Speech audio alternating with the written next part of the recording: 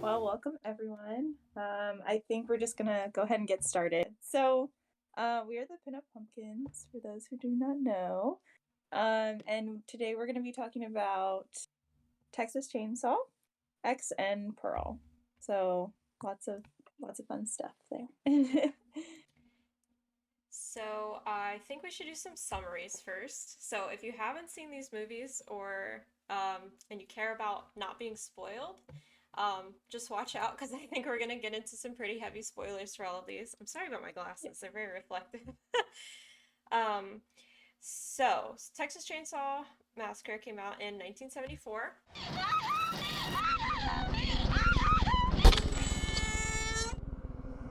It had a budget of about $140,000, but if we scale that to 2022, that's more like $800,000. Still pretty small. Um, in this movie, we follow a group of friends who find themselves victims of a family of cannibals that lives nearby. This movie has been lauded for the last 50 years, or nearly 50 years, as one of the most influential horror films. X, heavily influenced by Texas Chainsaw Massacre, I will not accept a life I do not deserve. came out earlier this year. They had a budget of about $1 million, so there's really not that much of a difference there. I guess in grand scope of like how much money it is. hmm So in this movie, we follow a group determined to film an artsy porno in the country, and they get more than they bargained for when unlikely killers begin to take them down. And this movie was filmed just before our next movie, Pearl. I want to be loved from as many people as possible. But truth is, I'm not really a good person.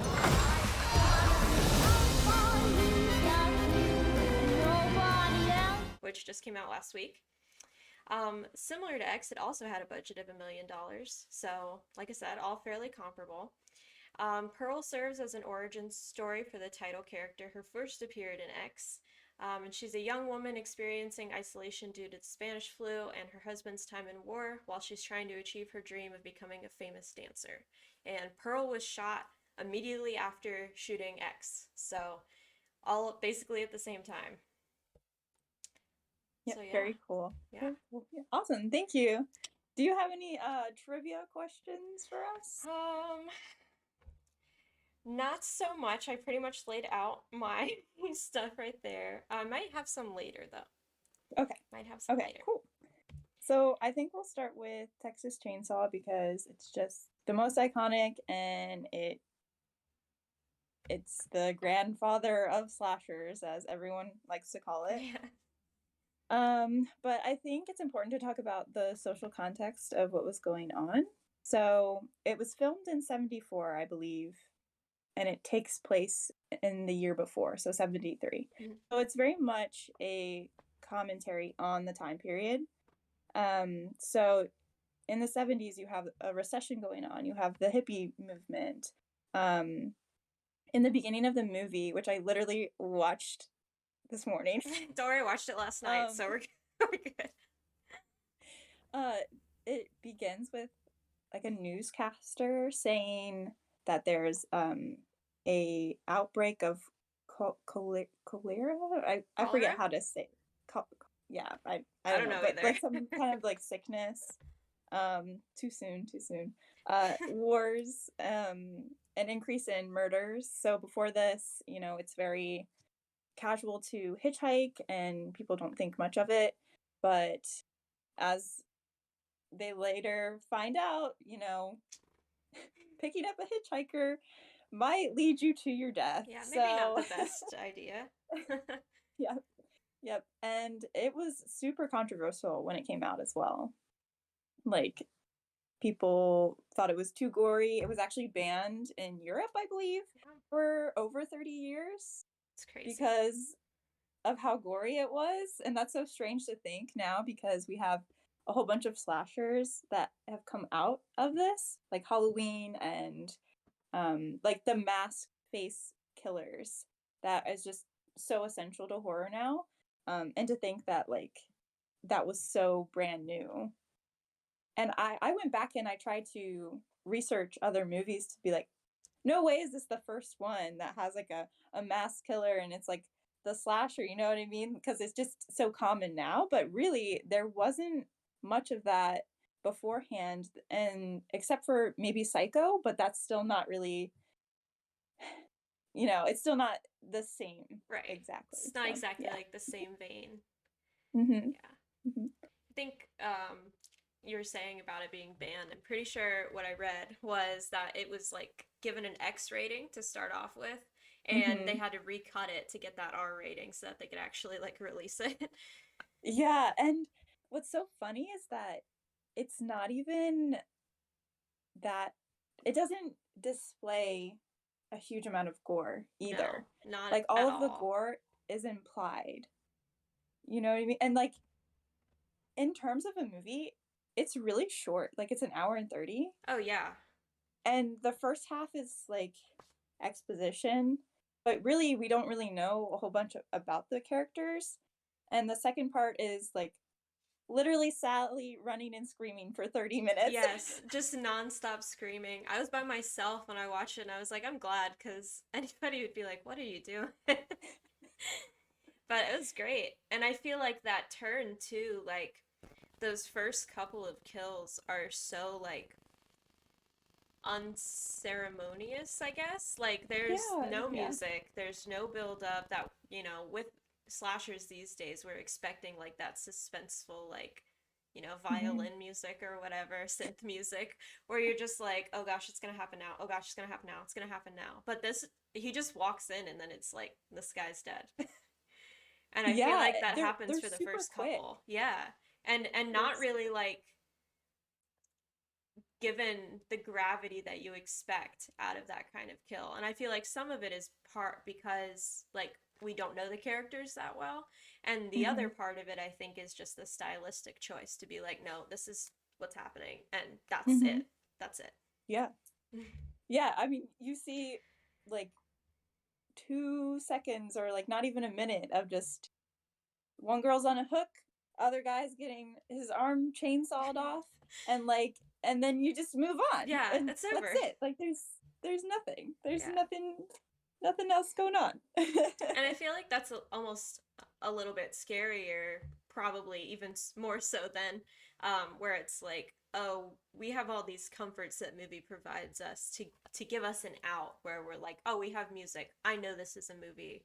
I know what's Mhm, about to happen because this music is happening. No, it's just mhm, happening to you, and you're just mhm. gonna have to deal with the fact that it's happening to you.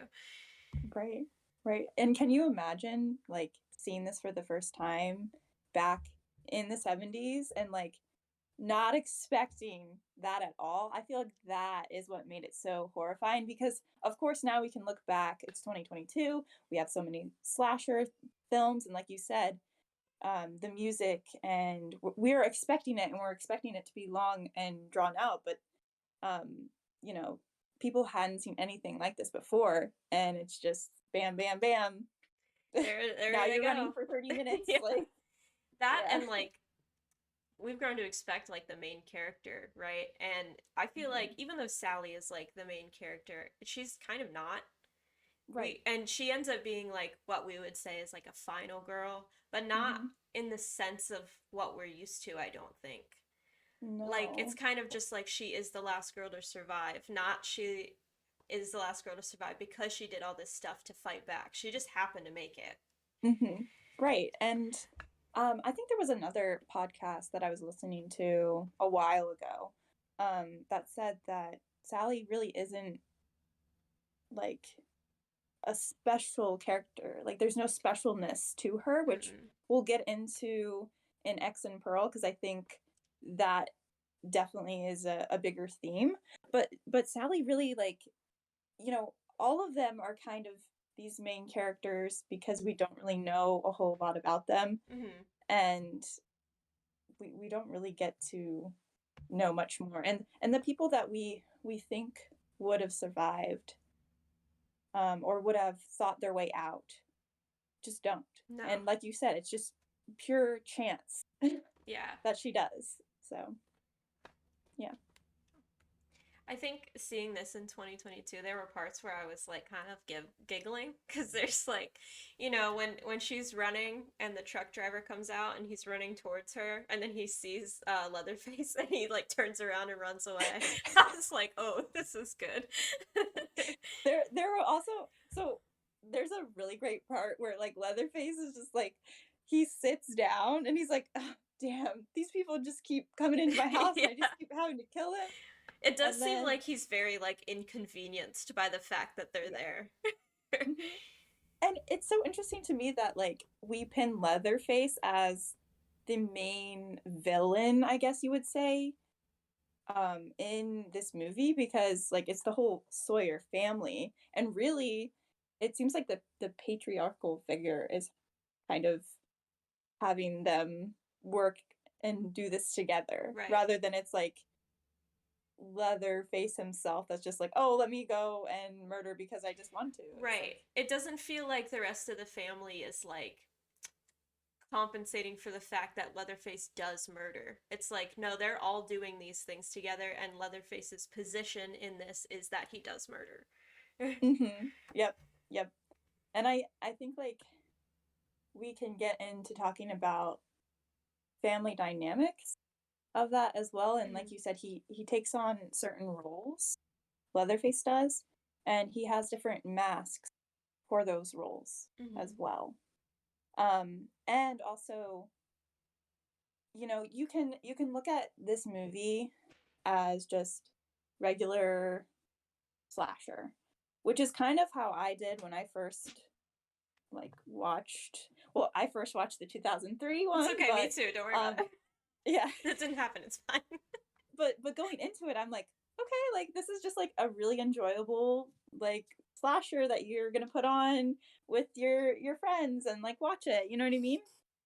But there is someone I was talking to, and she got me to think about this movie in a lot like a deeper way, I Mhm. guess. Um, so I want to just quote her and some Yeah. things that she said, if that's okay. Yeah, of So course. her name's Kay, and she said that she thought the thesis of this film would be in such a vast world characterized by lands and people that there is going to be evil hiding anywhere and everywhere, and that exists because those places have been forgotten. She states that the Sawyer family is not grotesque and devoid of humanity, not because they were innately evil, but because they were isolated, forgotten by the world at large, and left to develop their cannibalistic means of survival, which by no means was their only way of survival. They could have planted crops or something else, um, but they then had to protect their life with such brutality. And her and I were talking about like the lie of the American dream and just like veterans being forgotten or people in rural settings being forgotten. And she said that there's a denigration of those communities that are just forgotten and left to rot by society, and not that privileged lost generation of wealthy expats, but truly lost and forgotten people. And that just made me think of this movie in a more profound way Yeah. than just a regular slasher, you know? Yeah, that definitely makes sense. And I think, after this, with a lot of different movies, Deliverance, I don't know if you've seen Wrong Turn, um, all of these Mm-hmm. movies, it's exploitation of people just because they live out in the country or, are considered like uncivilized or, Mm-hmm. trashy or whatever you would want to think, whatever those movies frame them as. And I feel like this is like a precursor to those things. You know what Mm-hmm. I mean? Yeah, I think I've heard that this movie was, I don't know if it was the start of like exploitation films, Mm-hmm. but it definitely is one. Yeah. And like you said, like there's a whole bunch of other movies that do Yeah, that. maybe like cabin fever, pretty much anything where teens or people from the city are going into the woods, there's probably going to be somebody who lives out there that's bad. Right, right. Which like And sorry, sorry. no, you go ahead. Like if you've seen Tucker and Dale versus I Evil, was gonna yeah. say that as well. I It's love kind of Tucker and like Dale's. so playing much. on that where it's like all these city people think that we're evil, but this stuff is like not our Yep, problem. yep. I'm glad you said that because I was getting ready to be like, Tucker and Dale, the best movie ever. Great minds, great minds. Oh, yep. And definitely Texas Chainsaw does that. Like they pit the 70s like hippies in a van traveling around against people who are struggling in rural settings and left to their own devices Mhm. because they've been forgotten. So just really interesting. Yeah, yeah. Yeah, that's great insight into it. I like that. Yeah, and was it in the 2003 version where just like the whole town was in on it? I saw it when I was probably like, this is terrible, but like 12.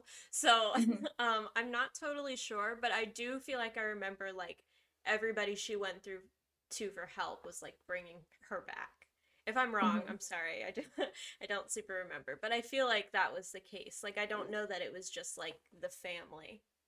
Right, right. I think in that particular version, they expanded that from just like the singular family to like the whole entire town is Yeah, involved. because I do remember them Um, going like through the slaughterhouse at some point, and mhm. also like the person at the beginning that gets in the van. It was a totally different circumstance. Right, right, right. It was somebody who was escaping. Right. Hmm. Yep, yep. And oh, so you saying slaughterhouse made me think of another thing about Texas Chainsaw. Um, and that is that like it can be seen very much as like a pro-vegetarian movie. Oh yeah, I was thinking that the whole time. I'm a dirty little vegan, so when they were like, "I never want to eat meat again," I'm like, "That's right. That's what happens." I'm also vegetarian. Well, I'm vegetarian, not vegan, but um Whatever. yeah, but I was like, Pish posh, it's fine. oh man, they definitely threw that in there. Like it's definitely there, Yeah, especially in the beginning where um the guy that hitchhikes with them, he's like explaining the detailed process of, how to skin meat and all this stuff. And the other girl was like, stop saying this. I like meat. Like I yeah. don't want to not eat it anymore.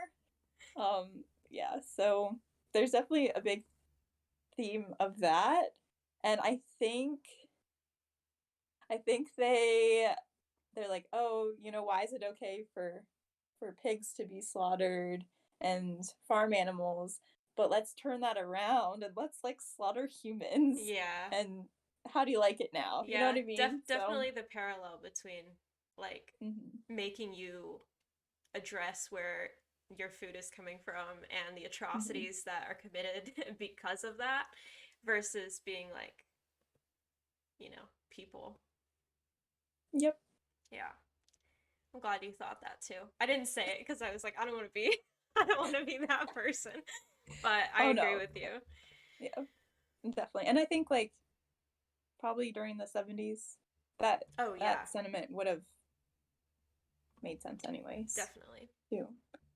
Um were there any funny parts that you liked?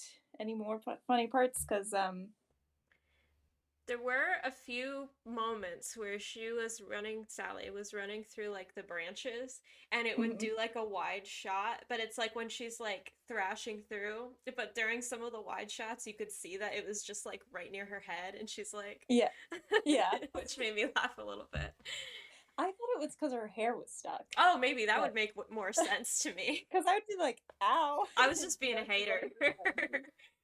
Yeah, I mean, either way, either way. I thought it was hilarious. Just at the end where he's like Oh, doing the swinging his dancey dance. chainsaw. So good. It's a beautiful shot though. It's backlit by Yep, the sun. yep, yep.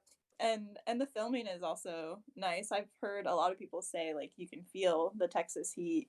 You can feel just like the stench. Yeah. And I don't know if you have more insight about it actually being filmed, but I heard that the actors on set had a terrible time because they're filming in the heat.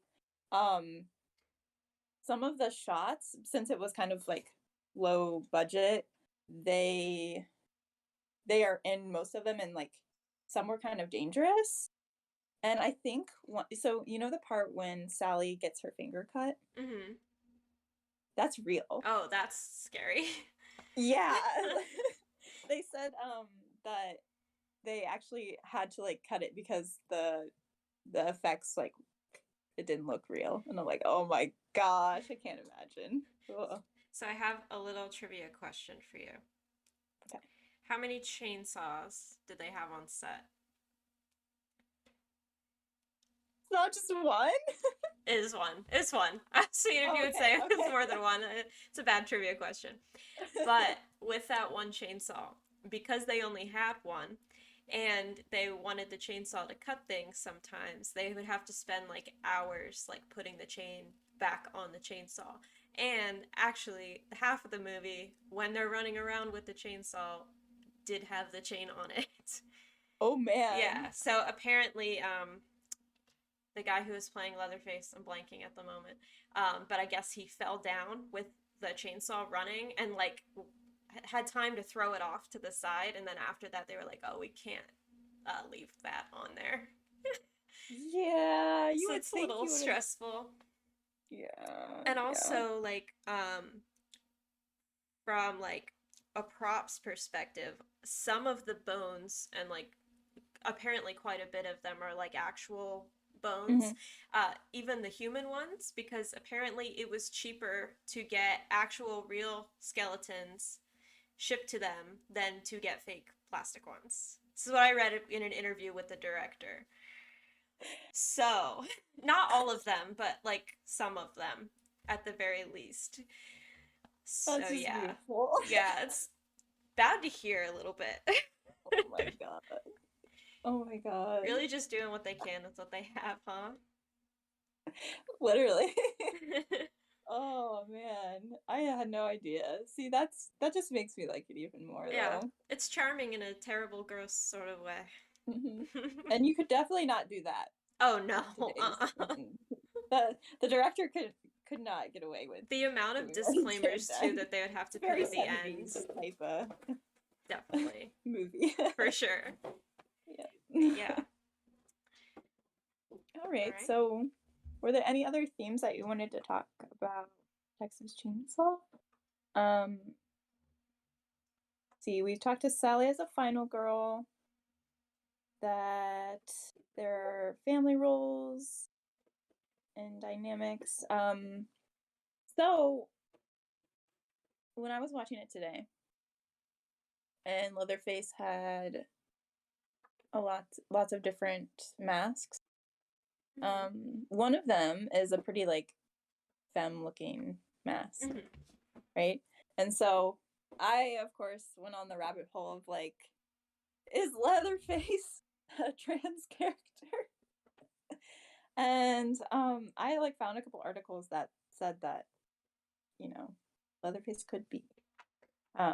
Or they've just adopted Leatherface as like a trans or gender non-conforming person, which I Mm-hmm. thought was interesting. Yeah. I don't know if you had any on that. No, that's interesting to me, especially given that like their whole family, the only people that either, are left or are still on the farm, however that shakes out, are the grandfather, the father, and the two sons, presumably. Mm-hmm. And I don't know, I find that interesting. Mm-hmm. And it's very different than the other movies that we will talk about. Like there's a lot of family roles in all of them, but each family dynamic is a little bit different. Mm-hmm. So in this particular one, it's pretty much all men, Yeah. except for maybe Leatherface. Um, and in X and Pearl, it's a little bit different. So Yeah. yeah. So I guess I want to go to the people listening and see if they had anything they wanted to add about Texas Chainsaw before we move on, or if they had any questions before we move on to X. So this adds absolutely nothing of substance at all, but I just wanted to add that I have the original Leatherface's signature, and that is all. That's good input. Yes, That's so sick.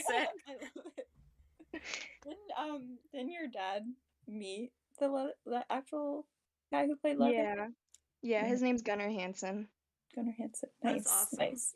I love it. Thank you. Thanks for sharing that fun fact. Yeah. Yay. Awesome. Okay, so no more like questions about the movie?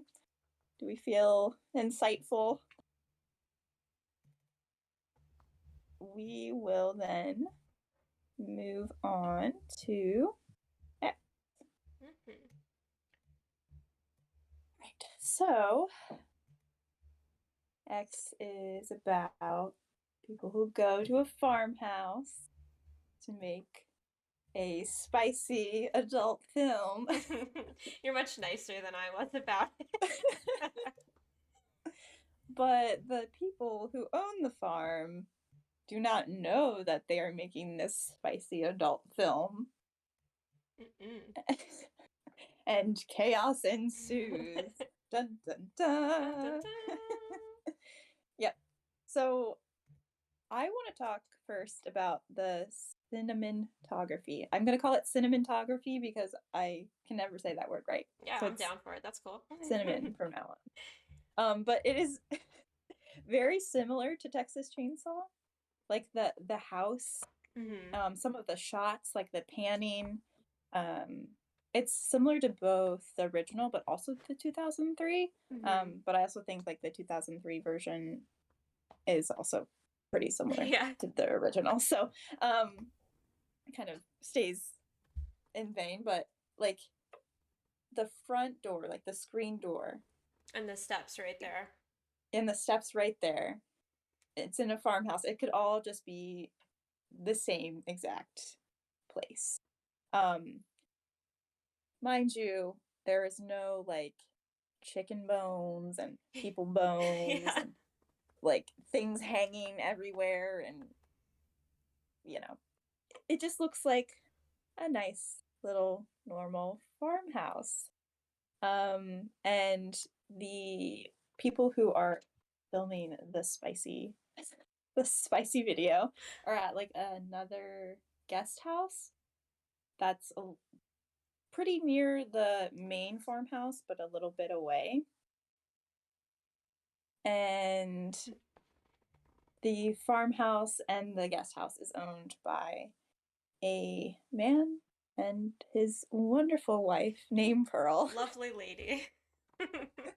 We love Pearl. Me too. She's a good time. Yeah. So, unlike Texas Chainsaw, we don't have a Leatherface, but we do have a Pearl, which Pearl is our main killer. Sorry, spoilers. But yeah, she is. So she's like this elder lady, and she's played by the main character, I guess you would say, Maxine. Like literally the same person. They just put her in like the old SFX makeup. And this is also the same actress that plays in the prequel Pearl. So yeah, she had a lot of roles to do. She sure did. She sure did. And I did my my makeup blue and my overalls. You killed it. You killed it. To be like Max. So basically, Desi, what would you say like a theme of this movie is about? That's hard. I would just say like I've never was good at this in English class, like making it succinct, but I feel like there's definitely a focus on like one like one's role in like the world as a whole, Mhm. you know, Mhm. are you that special versus Mhm. the universe as a whole? I Mhm. think there's also something to be said for both like the younger characters in the movie and as an audience, how people feel about the romantic feelings of people as they age, and how Mhm. for some reason as a society it's just ingrained in us to feel uncomfortable when older people are romantic with each other in whatever way. I'm not Yeah. you know, I think like that was really something that they were playing on, like you're uncomfortable by this, but why are you uncomfortable by this? You just sat Right. through an entire movie of young people filming pretty explicit sex scenes, and then you get the same thing with older people, and all of a sudden everybody in the theater is like no, no, no, Like, no, no, but they ew. watched the whole thing of the other scenes, so it's kind of like Mhm. a self-reflection, like why do you feel this way? We're all gonna Mhm. get old. That's how it goes. Yeah, I think that's a wonderful like reflection of the film, and I completely agree that the movie talks a lot about sexuality. Mm-hmm. Um and specifically um about older people still having like sexual wants and desires or Mm-hmm. romantic or like intimate moments. Mm-hmm. And also like Pearl would look in the mirror and she sees an old lady, but she also, misses when she looked young and beautiful, and that creates a lot of rage towards the young and beautiful people that are staying Mm-hmm. at her farm. Um, and we- we'll figure out in the prequel a little bit of a backstory as to Yeah. why, but just going in without knowing the prequel, which is how I watched X Right. at first, is I thought that they were addressing ageism Yeah. pretty well, which I don't think gets addressed in one, many movies ever, and two, horror movies ever at all. Yeah. Because most of the time, if you look at like the horror characters, there's a lot of old people who are horrific characters. Yeah. I forget what movie it was. I'm trying to remember, but literally one of like the horror shots is just like this naked older woman like running across the frame, Was and that like it's like disturbing, chapter you 2? know? What is it? It chapter 2? Yeah, It it also might have been happened it. there. It might have been The it. Shining? No, That no, it also was like a has that newer. though. That's true. Does it? Well, kind of. It's like when he's like making out with the woman that was like in the bathtub, and then he pulls back and it's like an old lady. Oh yeah. Oh yeah, yeah, yeah. Yeah, so there's like this horror surrounding being old or becoming old, or and I see the same thing with like disabled people as well, or like people who don't have any hair, or like, the list goes on and on of just like how they're a horrifying element, but it's just them. It's not really like anything more than they're just Right. presenting as themselves, really. Exactly. It's just You because know? they're different that they're supposed to be scary. Right, right, right.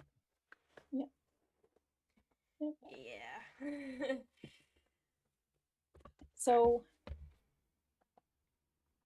in X,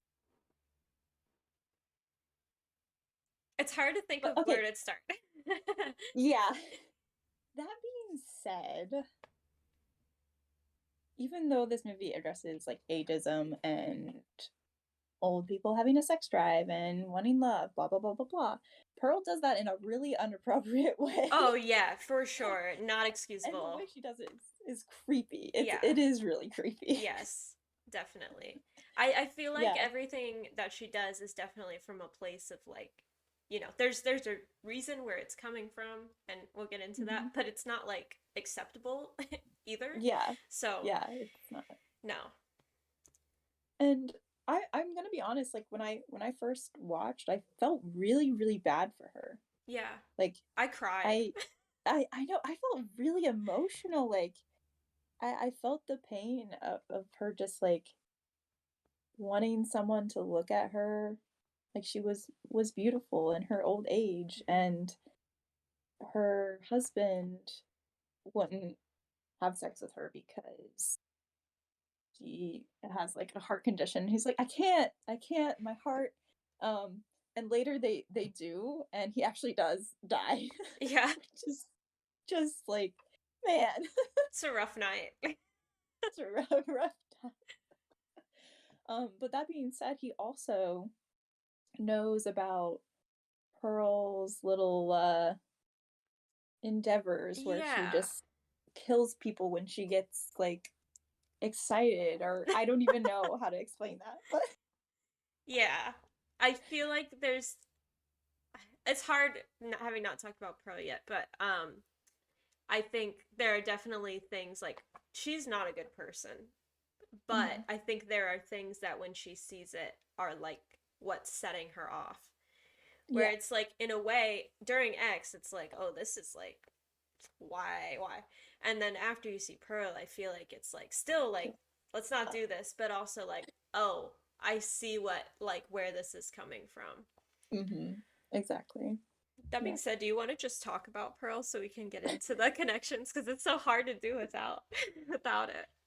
Yeah, and we can come back and fluctuate between X and Pearl because honestly, I have the most to say about Pearl. Me too. I don't want to say it's my favorite of the trio because, you know, obviously Texas Chainsaw is like iconic, and I can't really say that, but I really do like Pearl a lot. Yeah. Like a lot. I feel like when I walked out, I was like, eh. And then as I thought about it more and more, I was like, oh, I get it. I got you. Hmm. In in the beginning I was like, oh, I don't know if this is gonna be good. Like the first part of it. So let me start by saying like Mia Goth, who is the actress of Pearl, Maxine, and Pearl again. Um, she what bothers me is like I feel like she has this southern twang that is fake. Like Oh, it's yeah, very very clearly. much an like accent that, but it's not very good. Um, Nothing to her acting because her acting is phenomenal. Hmm. It just that just little that just sets Gets me ya. off. I don't know. It's very much like a Dorothy, like Hmm. very, Yeah, very extra, I guess, about it. yeah, yeah. And um, when you're first watching it, you know, she comes off as Hmm. a caricature of I'm a farm girl. I, you know, have a big dream. She's like in the overalls, and like there's a part where she's performing for the farm animals, and she like gets up on a haystack and she has her like pitchfork and is dancing, and I'm like, "Oh my god, this is ridiculous." Like Hmm. it's above and beyond like the trope of that I think like the more and more that it goes, the more and more it gets convincing. And I'll tell you at the part where I started to find it convincing and it turned it around for me. And that is the scarecrow Oh, yeah, farce. the scarecrow. I Oh man. was like, no, please don't do this. Please don't. Spare me. But I was not Yeah, spared. I was like, oh no. Oh no. Yeah. I see where this is progressing and I don't want it to progress there. Yeah. So basically, what is it? Like, oh, okay. Well, actually, she like finds a fly or something. She's like bicycling and there's like a fly on her. So it's What was so there's a point where she has to go to town to get her father some more medicine. it? Um, and during that, she finds a theater and she goes to see a dancing show because she wants to be a dancer and she's really impressed by that. And Hmm. after that, she meets the projectionist, right? Right. And they talk about some things. He basically, he's like, I don't have the bug. You can talk to me, which like being in COVID times still currently, when people say that to me, I'm like, please just stop talking to me. But she's all into it because she's been trapped on her farm forever. She's down for Hmm. this guy to talk to her. Anyway, he gives her the um a frame from that movie, and that's what she tucks in Hmm. her pocket. So that's what she loses when she's Oh, biking. oh, okay, because it happened so quick that I was like, Mm-hmm. what was that? Because literally after that, so it like flies out of her pocket, right? Mm-hmm. Um, and then all of a sudden she gets off her bike and she's going through the corn, and I'm like, girl, what are you doing? Why Why are are you so you doing this? distracted? She's just going through a some corn. Yeah. It's corn. Uh, but and then it comes to a clearing, and there's this like big kind of creepy scarecrow guy just chilling on a cross. Um, Yeah. and what's the first thing she does? She gets up next to the scarecrow and she's like, "May I have this dance?" And then this woman, she just takes the scarecrow down and like takes off his hat and like puts on the hat and just starts dancing around with the scarecrow, and it is so fucking funny. It is. So funny. It is hilarious. It's hilarious. It's so Because he awkward. literally just, and then at that point, and it gets more ridiculous, but like at that point I'm like, okay, I know for sure that they know that she's a caricature and they're just playing on this now. Mm-hmm. Um but she's dancing, and then and then after they're done dancing, she like swoops the scarecrow down and then like Uh, makes out with it, and it's so the gross. fact that you can see her tongue is the worst. Every time it came out, I was like, please just put it back in your mouth. I don't want that. Nope, This is nope, nope, weird. nope, And nope. the scarecrow was like creepy and nasty. It's probably all Yeah. like moldy. Mm-mm.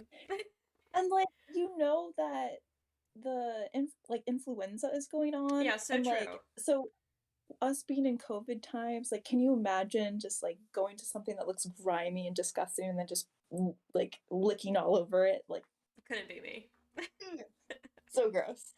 Um well, anyways, one thing leads to another, and then she's fucking scarecrow.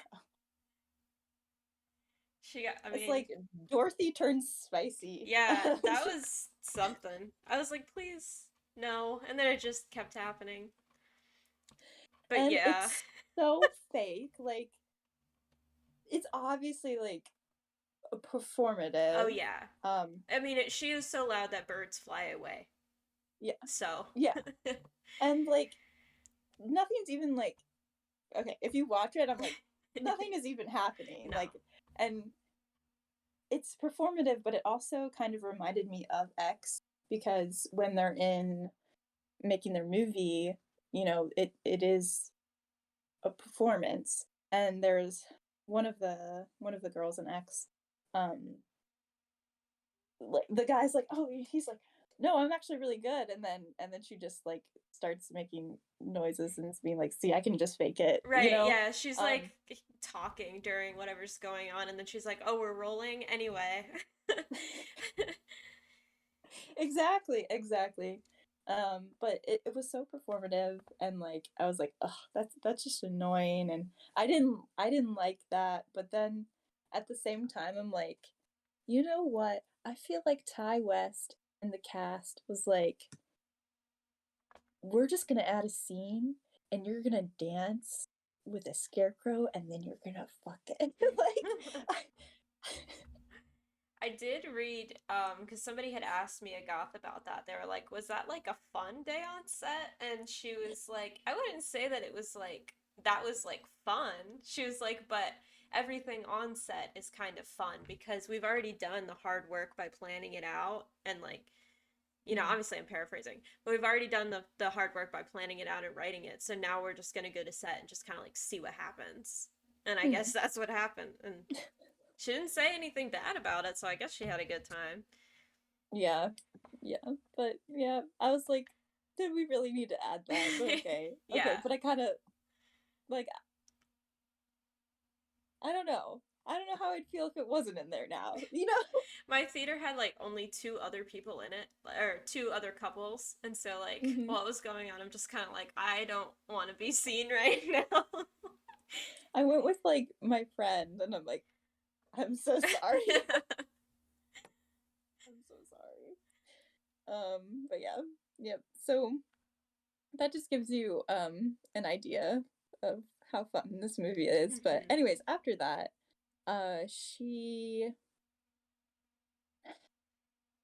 when I say she's a caricature, I think that they then started to play on that to a great advantage of the film, in the sense that Pearl wants to be a big star, and she doesn't care how she's going to get there. She needs this to happen. Like, she doesn't just want it to happen. There is no other option for her. It Like, she has to needs be to her. be a dancer. She needs to perform and have the whole world love her. And most importantly, she needs to get off that farm. And get off that farm. That's for sure. Yeah, so we get a development of Pearl's character, starting with she's like dancing for her animals, and then a goose comes into the barn, and then she just takes her pitchfork and like stabs this goose. Yeah. And then goes and feeds it to an alligator.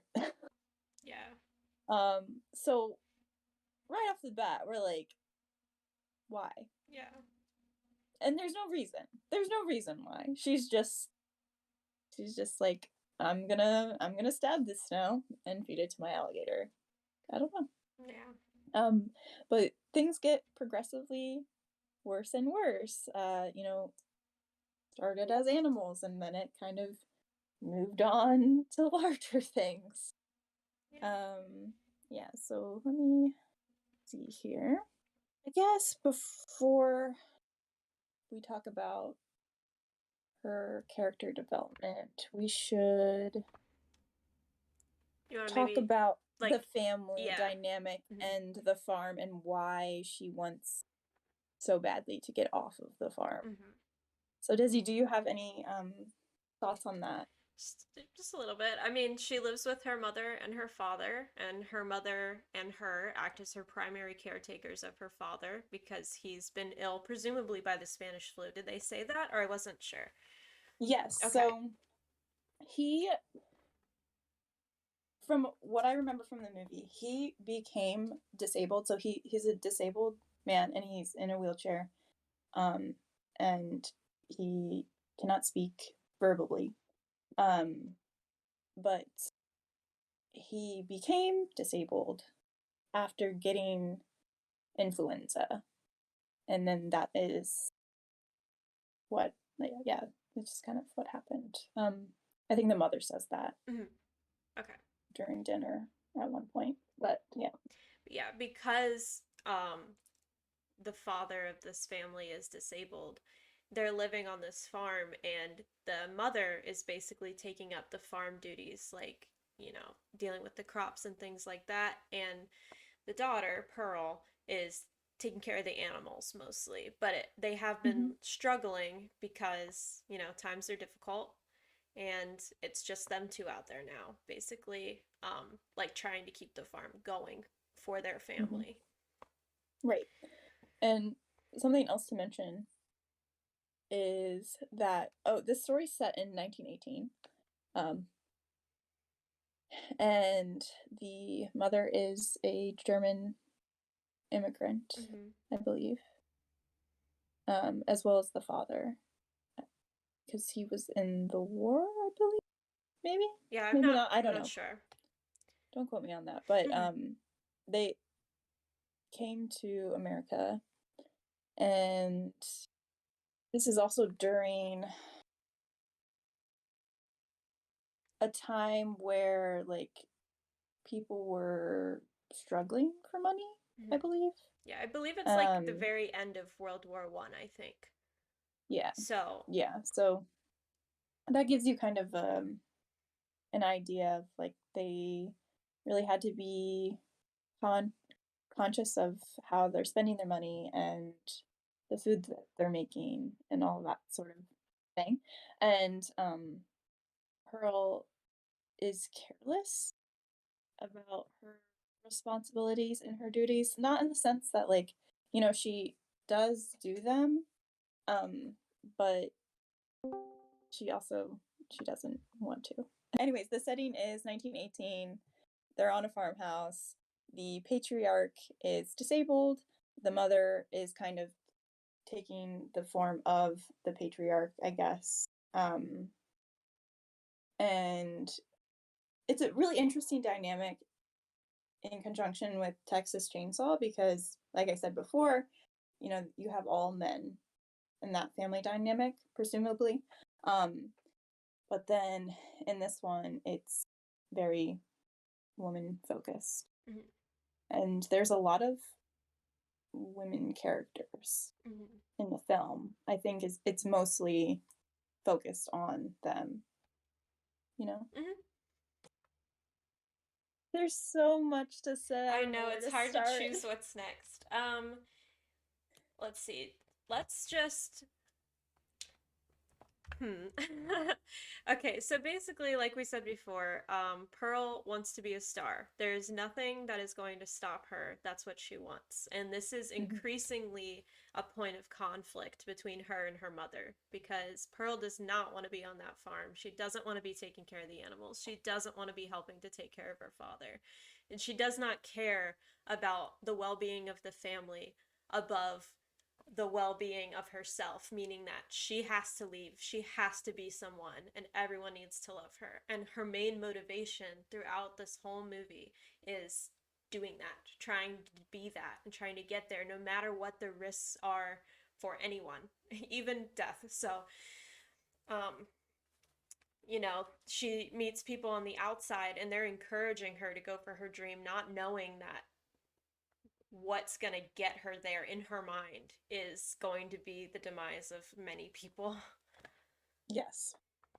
Yes. So I think we talked a little bit about the American Dream and Texas Chainsaw, Mm-hmm. but this really takes it to a whole new level because Pearl wants to be this dancer and she will stop at nothing. And she we'll just talk about the scene, so spoilers ahead.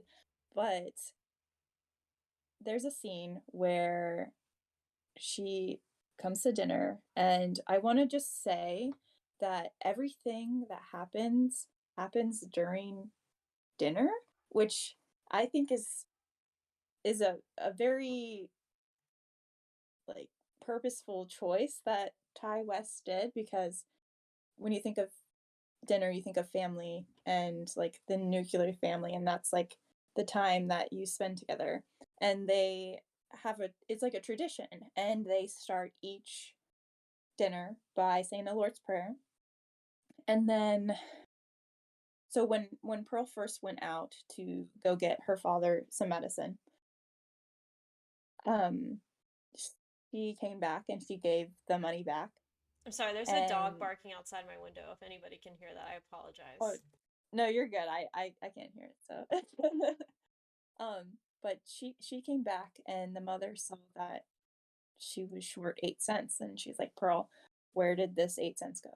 And Pearl ends up saying like, she spent it on some candies or something for the ride back. Um, and her punishment is that she doesn't get dinner, uh, and she gets sent to bed after she's excused, though. And so each of her punishments kind of like happen around the dinner table. And then time goes on. She goes and sees the picture. She meets the man who displays all of the movies and spends money to see a movie, I believe. And she brings back the pamphlet, and in another dinner scene, her mother finds the pamphlet and puts it in front of her and it's like, what is this? And that just Does it? It gives got a some lot Pearl worse. some rage. Yeah. Pearl got very angry. The mother got very angry. So also what I want to say, Pearl's husband is in war. He's away. He's at war. And the sister-in-law has invited Pearl to audition for this dance troupe for the church that is gonna tour a couple different states. And at first, like, Pearl's keeping it a secret, but then when she's confronted with the pamphlet by her mother, she's like, I have an audition tomorrow and I'm going, and there's nothing you can do that will stop me. And the mother's like, you're absolutely not going to go, because you have responsibilities here at the farm. You have to take care of the farm. You have to take care of, your disabled father and her. She just had a lot of other responsibilities. And one thing leads to another. The mother is very angry. She's talking about how much she sacrificed, which I think is important because during this time, a lot of people would come to the US to fulfill that American dream. And I think that this family in particular saw that American dream that was promised them was stifled, and it didn't happen. Because, the mother says that she didn't expect to be taking care of her husband. She just expected a different life, basically. And they start yelling, and I do want to say before this happens, there is a moment where Pearl is like, I'm going to do this. If I fail, I'll come back and I won't ever bring it up again. And the mom is basically like, yeah, right. When you come back, not everything won't be the same, is basically what she says.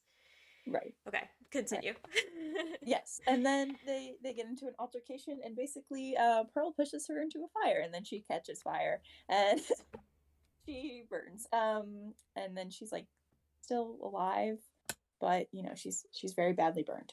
And her father is just like sitting there watching this happen, and he can't do anything because he can't move, he can't speak, and he's just watching his wife being caught on fire by his daughter. This poor man. It's and awful. yeah, like, anyways, I think she leaves him there, right? Yes. She just leaves him? I believe so for now. Yeah, she leaves him. She puts her burned mother in the basement. And then she goes and sees the guy who does the movie pictures or whatever. So basically she goes to him and like has like an affair because she's married, and and then it's the next day and she has the audition. And she, like, the guy drives her to her house, and she's like, wait a minute, let me go inside and check on a few things before you come inside. And there's food that's like rotting. There's a pig outside that's like full of maggots because the sister-in-law and her mother tried to drop off a pig for the family, and the Pearl's mother was like, we don't accept charity, you know? And so they just have this pig that's like sitting on the front porch covered in maggots. And like, yeah. Anyways, eventually Pearl shows the guy the barn, um, introduces to all of her animals who are her greatest audience, and then is also like they go back into the house and he hears like thumping or something, and he's like, you know, what is that? Like he thought it could be her father, and she's like, it's nothing, and he's like, you know, we should probably go and check, and she's like, no, no, no, no, no, like it's not anything. And then she just like progressively starts to act weird, and she lies that it's a dog in the basement, and like And then he's catching on immediately to is like, like, oh, we don't have a dog because she forgot that she said they had one. yeah. Yeah, he was like, oh, what's your dog's name? And she's like, oh, we don't have a dog. He's And like, it's like, what?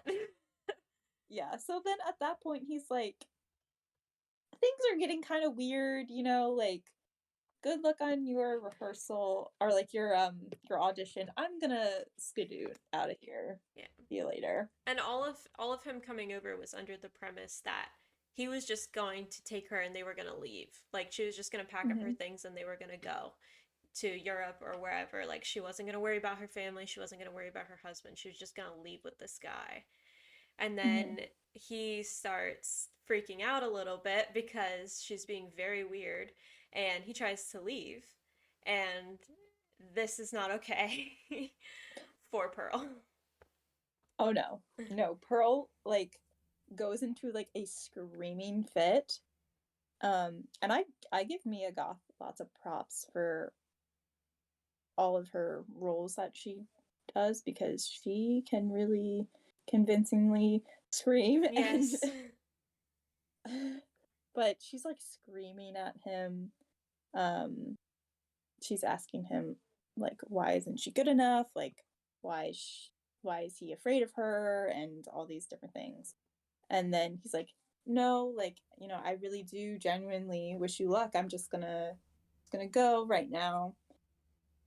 But she doesn't like that, so she comes out at him as he's like driving away. She just takes a pitchfork and like comes and Gets him.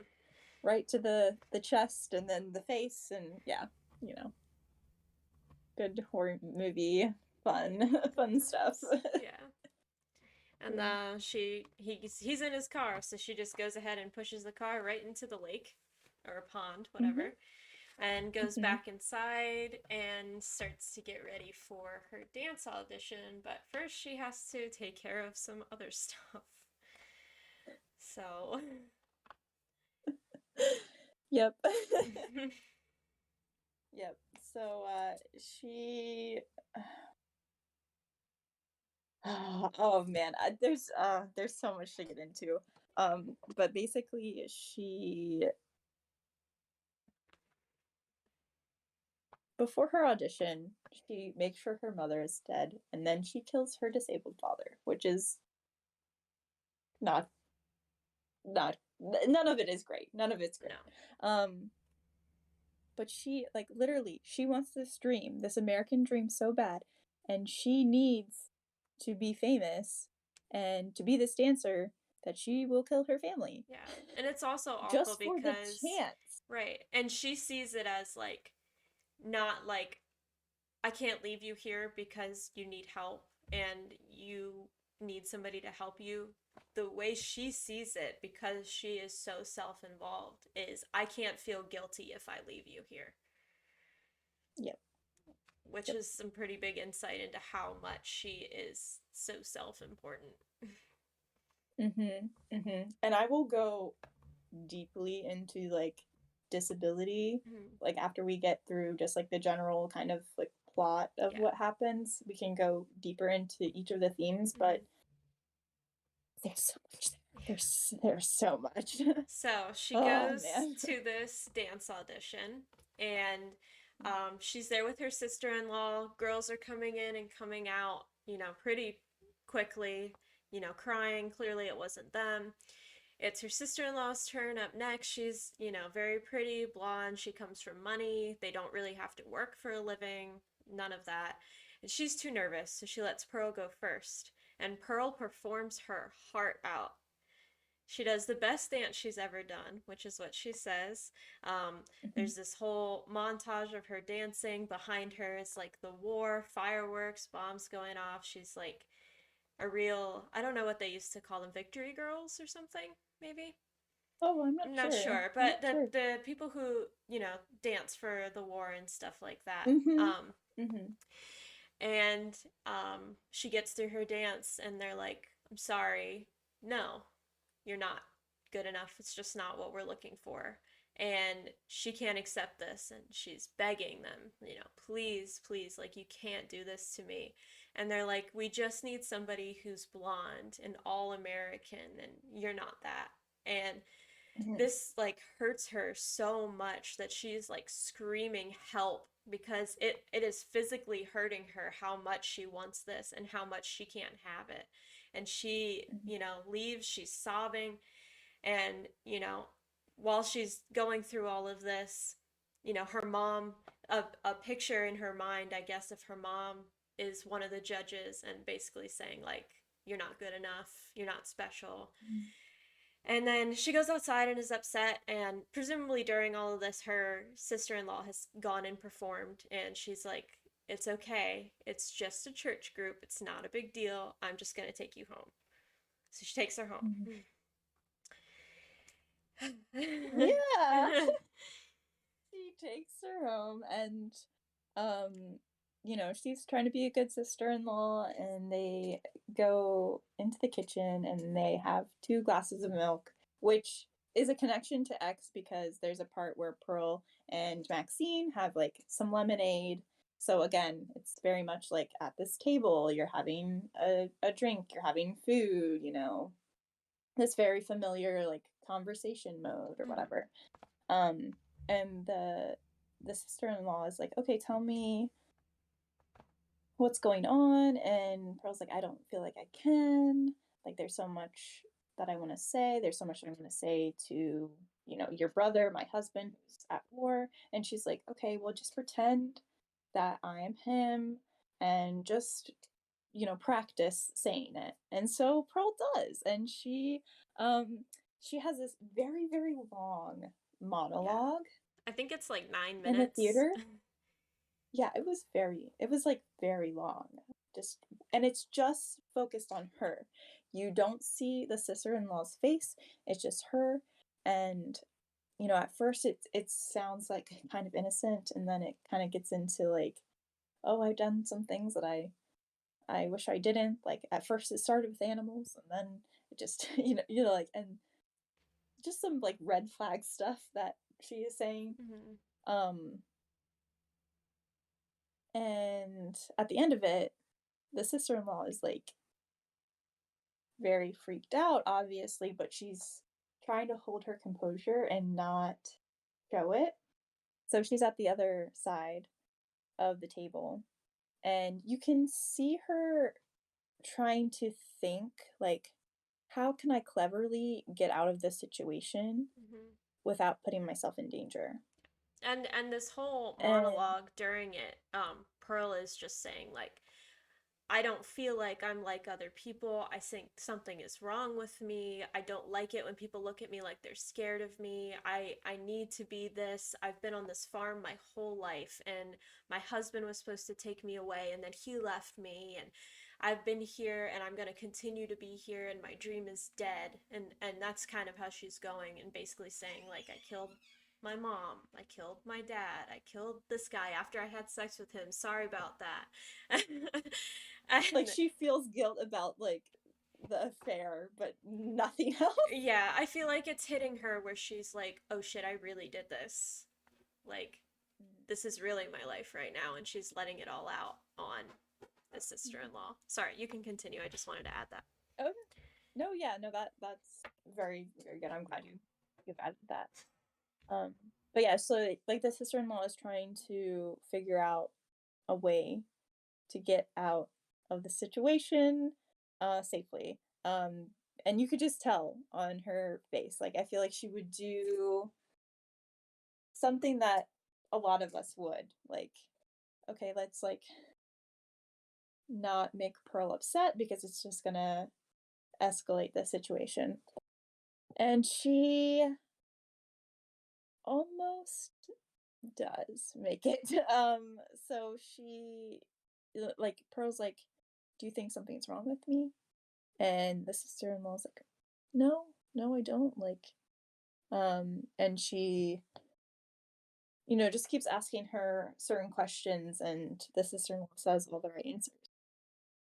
And then um Pearl's like, "Good luck at the like in the dancing group," because she just knew that her sister-in-law Yeah.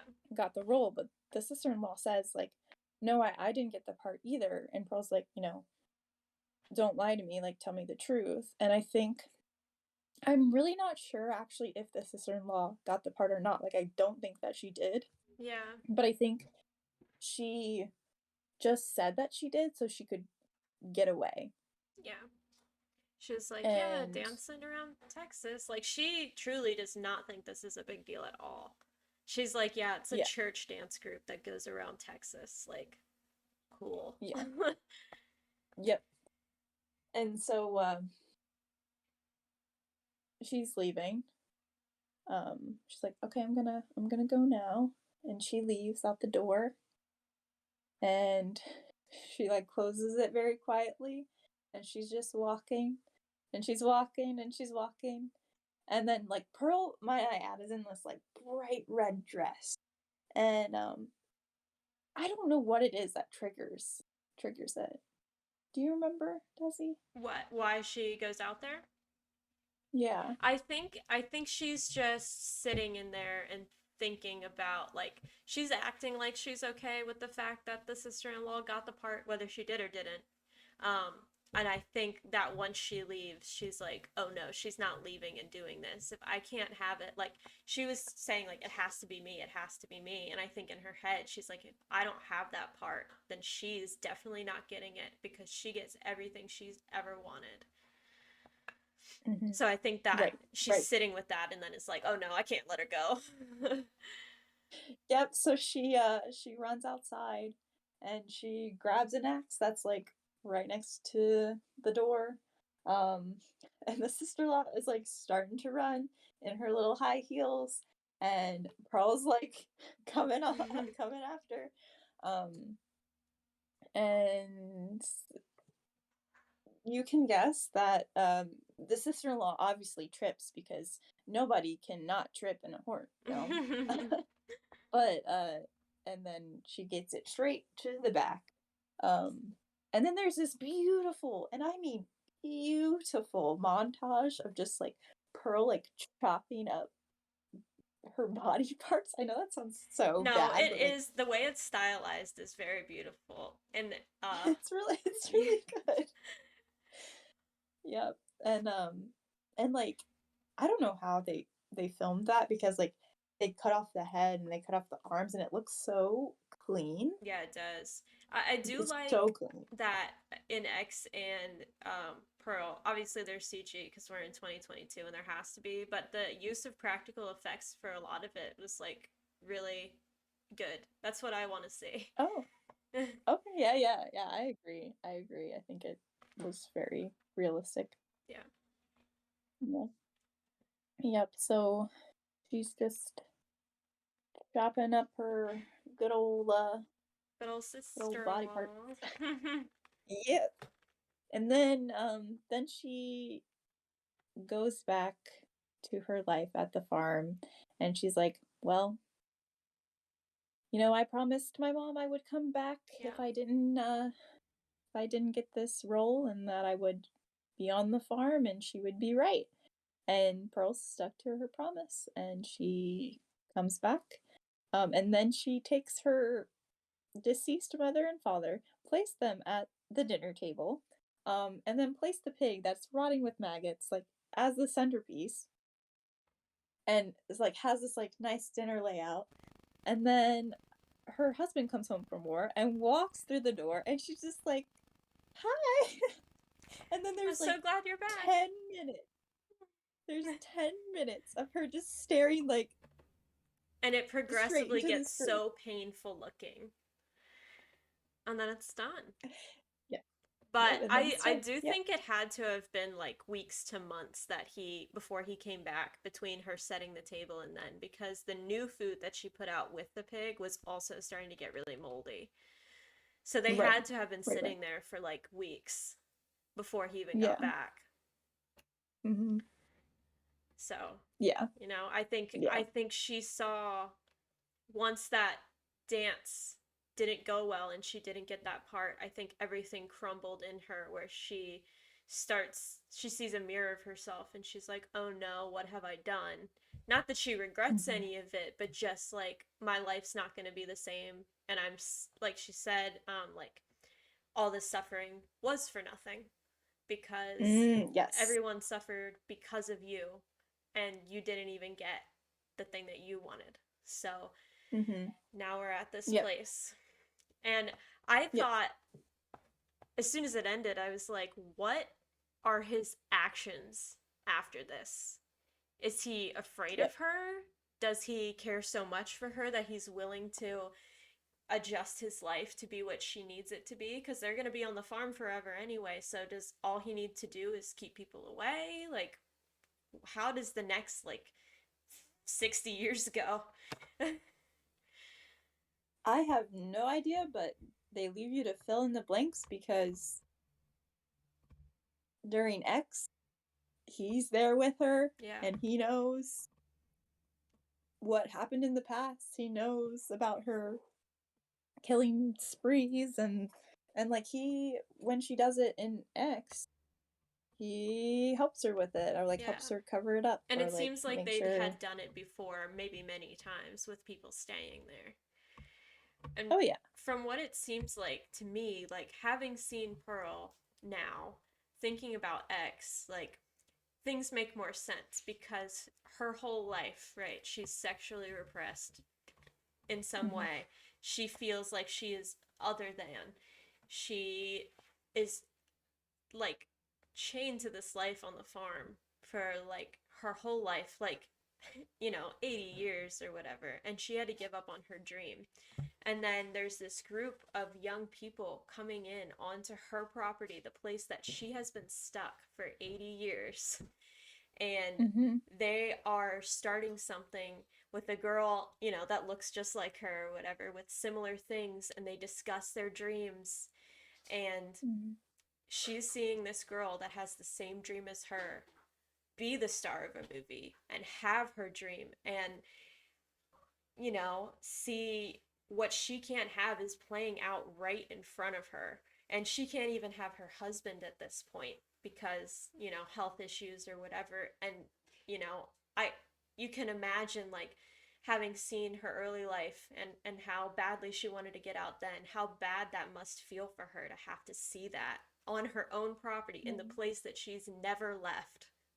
Like, Right. you kind of Right. feel for it then. And not like it's excusable for stuff she does, but you do kind of get that heartbreak, like, oh, I get it. And thinking back to it, I thought it was funny because I remembered, Howard was talking about, Bobby Lynn, the blonde girl in X, and Mm-hmm. he was like, "Oh, she's like pretty. How about her?" And she goes, "I don't like blondes." And it made it Yeah. make so much more sense, because the end of her dream was because she wasn't a blonde girl. So Yep. obviously Exactly. the blonde girl's gotta go. Mm-hmm. So Yeah. I just felt And good to see that, like, all come out. yeah. Yeah, I will also agree with you that like once I saw Pearl, I had a better appreciation for X, because when Mm-hmm. I saw X, like it didn't wow me, but like I didn't dislike it either. Like I loved that it had this different antagonist, like we talked about the older woman, but I was like, where are they kind of going with it? Like I feel like it kind of lacked on what it was trying to say, or Mm-hmm. it wasn't saying. Maybe that's just me, but it was like wasn't very It felt like you had to dig a little bit more to find what you were looking for versus like having the insight of Pearl. It's right there. Right. Exactly. And I know you've said before you like movies that explain why, Yes, I do. That's and my favorite thing. and this movie attempts to explain why, but even so, you're still like, okay, but why? Because like it makes more sense, but she still doesn't have to resort Yeah, I do to that. think there's definitely some sort of she's dealing with something that she can't control, like mentally. Mm, And it's 1918. She is already seen as other and frightening by her family. And I think part of her mother keeping her in was part of it was because of the Spanish flu. And I think the other part of it was she was worried what would happen to her daughter if other people saw the things in her that she saw in her. And I think right. that, like, had it not been 1918 and, we had treatment that wasn't involuntary asylum and neglect, maybe that wouldn't have been the result for her. But I think with whatever was going on with her in, her husband's gone, she's alone. There's the flu, she can't see anyone, she can't do anything she wants. She has this dream. All of it is just building up and building up and building up, and at some point she just breaks. Mm-hmm. Hmm. Yeah, that's an interesting way to look at her, and I appreciate that insight because um I will be honest, I kind of like it was hard for me to figure out how I felt about her, Yeah, I I guess. definitely don't feel like she did bad things. I don't feel like anything that she did is like excusable, but I can kind of see it where she even herself, she's like, I don't feel like other people. I think there's something going on, and nobody's willing to Right. hear that from her. And I think she even knows like this is not what's supposed to be happening. And I think, Right. all of it kind of stems from that place, and I think everything that happens to her after that point is just, you know, making it worse. Yeah. Yeah. And Yeah. I mean, we've I seen agree. COVID isolation that is really rough on a lot of people, particularly people that already struggle with, mental illness and things like that. And, Spanish flu, like, isolation is very similar. And I can imagine that whatever is going on with her, that adding that to it is not going to make that any better. So, No. No. yeah. Definitely not. No. But yeah. Yeah, thank you.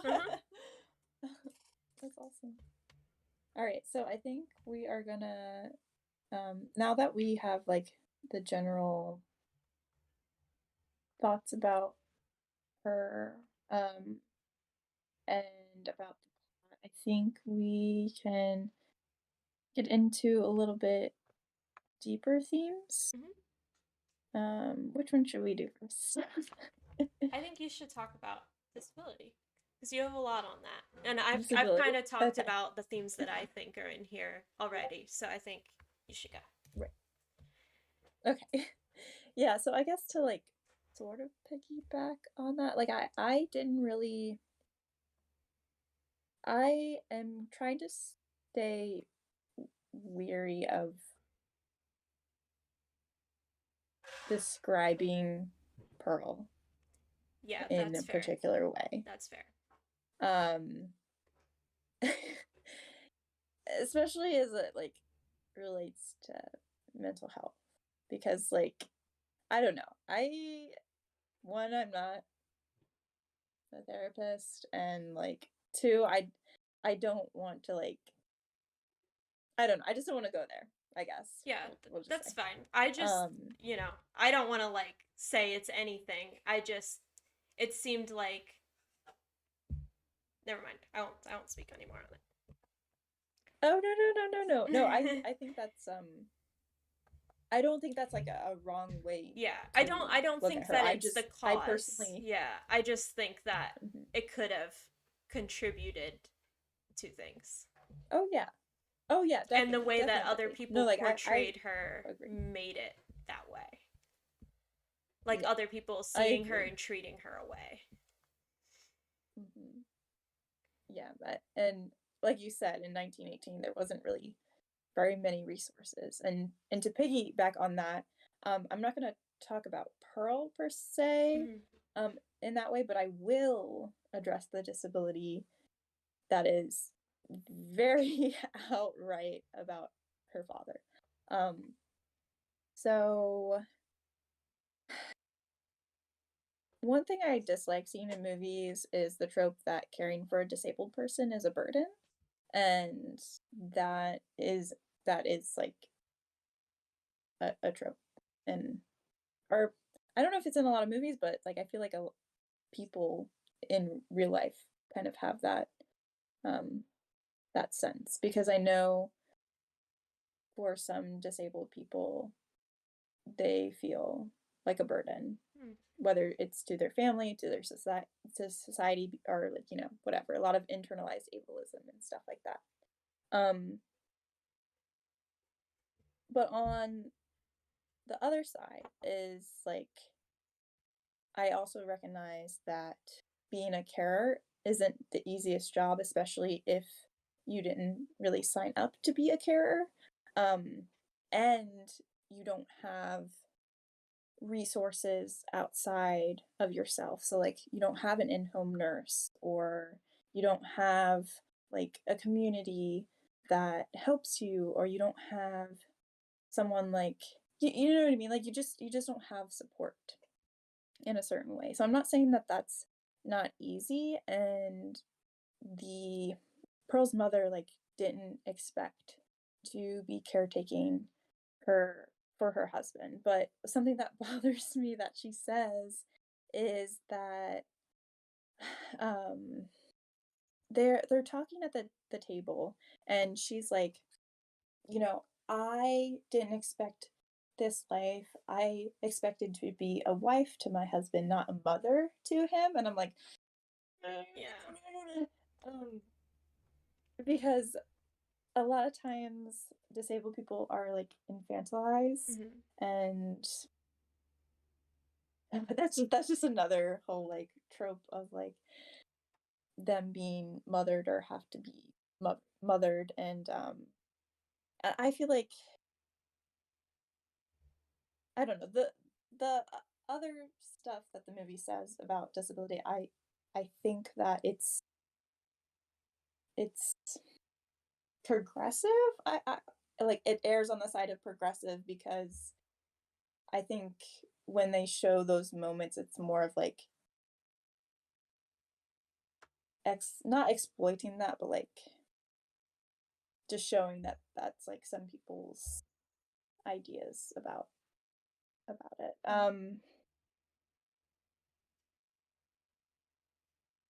And there's also another trope that disabled people like deserve their disability. Um, and I think that's also kind of explored in this movie. And it's really hard because it's during influenza, and we're all very familiar with pandemics and isolation. Um, but isolation for disabled people is always like, it doesn't stop when a pandemic stops, Hmm. if that makes sense. Hmm. So, but like in the movies, so there are a lot of people wearing masks. Um, when I was in the theater, I looked at my friend, and like I had my mask on. I'm like, too soon. Hmm. um, but there's a conversation that Perla and her mother, and it's after she went to town to pick up the medicine.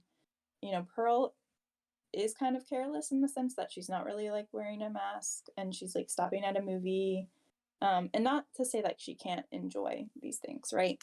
But um, when she comes back home and the mother finds the flyer, she's like, you have to sleep outside because you might have the bug or whatever. And there's a lot of like frantic behavior surrounding getting sick. Um, and I'm sure we're all kind of familiar with that feeling, but something I wish that she would have done differently, instead of saying, she says that Pearl was being selfish and risking exposing them all, but she does so in the way that she uses the disabled father as the example of what could go wrong, instead of like ableism itself being the issue. Right. Does that make sense? So she's like, you know, look at what happened to your father when he got sick. Like, do you want that to happen to us? Yeah. Or do you want to make, instead of being like, you brought this home and risked just like making things worse, or like, you know what I mean? He didn't have to be the example. Like, it could focus more on her carelessness. Yeah. Right. Instead of just being like, you know, this is the worst thing that could possibly happen to someone. Right. But something I do like about this is that it shows that disability can happen to anyone at any time. And it's actually quite likely for most of the population to become disabled at some point. And you know what I mean? So it's like some people, you are born with a disability, but other times you can acquire it later on, or just like instantaneously. And so I do like that shows up in this movie, because I don't think that's usually talked about. Yeah, not really. Okay. Yeah. Which is why I love horror movies, because I can't believe I didn't talk about this, but in the original Texas Chainsaw, we have a disabled character who's in a wheelchair, and he's the second last to die. But there's also a lot of themes in that one as well, because he's limited, but not in the sense of like, he has to rely and put trust in the people around him, right? And when they're all exploring the house, he can't really explore in the same way, and they just kind of leave him. Yeah. And there's like this whole montage of where he's like and like he's like making these faces and he's like, noises, come out because like, here, that'll be fun. Come along, thanks. They said. Yeah. Yeah, it'll be fun. Like, and obviously they just like left him, and they see him kind of as an inconvenience. Yeah. Right. And I think that can bring me to the next point of disability in Pearl, because when you're a disabled person and you rely heavily on people around you, whether it be caretakers, friends, family, etc., you definitely don't want that person to be Pearl. Yeah, no. You know? No. Like, what do you do in that situation when, you know, people decide that they're going to take your life into their own hands? And she does this multiple times. And a great example is, there's a part where she wheels her father out onto a dock where the alligator is. And the alligator is trained to come when Pearl calls the alligator's name, because she feeds him, like, you know, dead geese and whatever else. And the her boyfriend that she murdered, she's like, alligator, come get some food, you know. So she has her father there, and she's calling the alligator, and she's like talking to him, and she's like, you know, this is no way to live. And everyone in the theater is like, oh, we know what's gonna happen. Like, she's definitely gonna tip him over and like feed him to the alligator. And luckily the mother comes and like stops it from happening. But let's say she wasn't there. Like, Pearl is taking his life into her own hands. But it's like, you know, she shouldn't be the one who's deciding that. No. You know? No. Another part is she's bathing, which it was so weird because like I know. she would have, yeah, it was weird. Like the father would just like be there and she'd like be taking a bath. I'm like, oh my god, this is just, Yeah. anyway. I was just like, can we just keep this normal, please? Like, yeah, I was like, oh, please don't do anything with this. Like, yeah. please don't make it weird. And then I had to frame it in my head, like, it's 1918. They probably are sharing like the water, which she did like explain later, and I was like, all right, we're cool. Yeah. She's like, I didn't want the water to get cold, or you know, like they are sharing the water. But still, I'm like, you could have just wait. I don't know. Just wait. Anyways, but there's a point where he's like sitting there and, you know, he relies on other people to feed him, to give him his medicine, and to transport him to different rooms. And she's in the bathtub and she goes to his arm and like pinches him very, very hard for a very long time. That and like you can just like see, and she's wanting to see if he'll make a noise, if he'll respond, if he will react in any sort of way. And then, you know, he doesn't verbally. And then she like goes to like pinch his face and like touch his face, and then like at one point says like, are you still in there? Like, are you even still in there? But one thing I want to bring up that throughout the movie is, although he does have some like verbal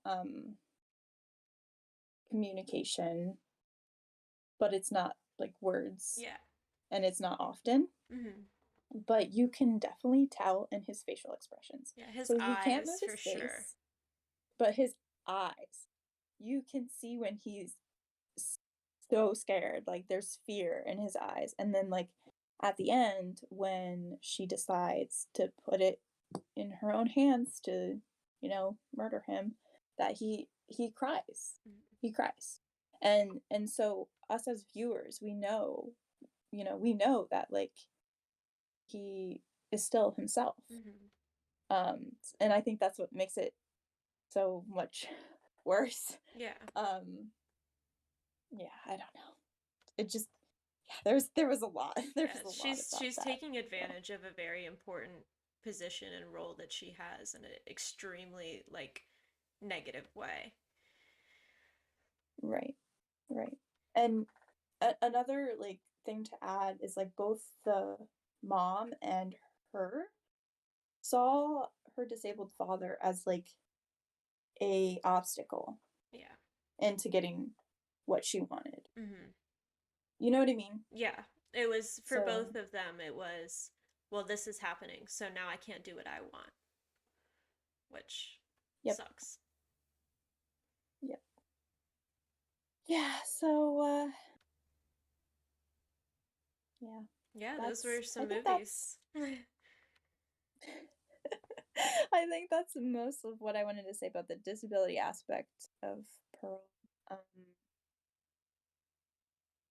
We talked a little bit about like the dinner scene, and the dinner scene happens in all of the movies. Yeah, I feel like it's the turning point, or like the most tense point in some of them. Yeah. But I think it's just like this suffocating, one size fits all kind of nuclear family idea, which is not necessarily the case. And then you also have like the gender roles and that being pushed on, and then chaos kind of ensues because of societal things, Right. more so than like what's actually going on. Because Pearl isn't afforded the same opportunities as her Right. sister-in-law because she doesn't have wealth and she doesn't feel like she has a way out of where she is. So movies don't talk about the American dream that doesn't work. Usually they're like, you can do anything that you put your mind Right. to. But in this particular one, it does show that, you know, American dream is kind of a load of crap. And Yeah. The American dream I only like that. works if you have the resources to achieve that already. Right. Mm-hmm. And maybe it does work outside of that, but it's so rare. Mm-hmm. Mm-hmm. And there's so many still people that systems. suffer at the cost of other people finding their American dream. Right, that's true. That's so true. Yeah, you're right. Yeah. Yeah, that's all. I think. Yeah. That's all I have. Okay. I guess we'll open it up. I'm not sure if anyone else has seen Pearl, considering it's in theaters right now, but Yeah. you should go see it because it's ridiculous, but it's so good. Yeah, so I'll give everyone a moment to see if they have like any questions. And then I'm gonna write your names and I'm gonna put it in a cauldron, and then whoever I pull out, you'll win a prize. Okay? So I'm gonna mute my microphone. Think of some questions. Ask us questions, please. They can be anything about any of the movies, even if you weren't here at the beginning. So you can type those out or unmute and ask. As a great treat for listening to us this whole time, the winner is Loki Bear. Okay, so you win a prize. So I will be in contact with you about what you want, and if you want to win next time, just join our lives, and you will win a prize. Yeah. But you're my prize, Ruby. Aw. Oh, thank you. So sweet. Awesome. Cool. All right. Well, thanks for tuning in, y'all. Yeah, thanks. Thanks, folks. Thanks. That's all, folks. No, I'm just kidding. Okay, so I will be in touch to give you your prize, and until then, stay spooky. Stay spooky. Sorry, I was slow. Stay spooky.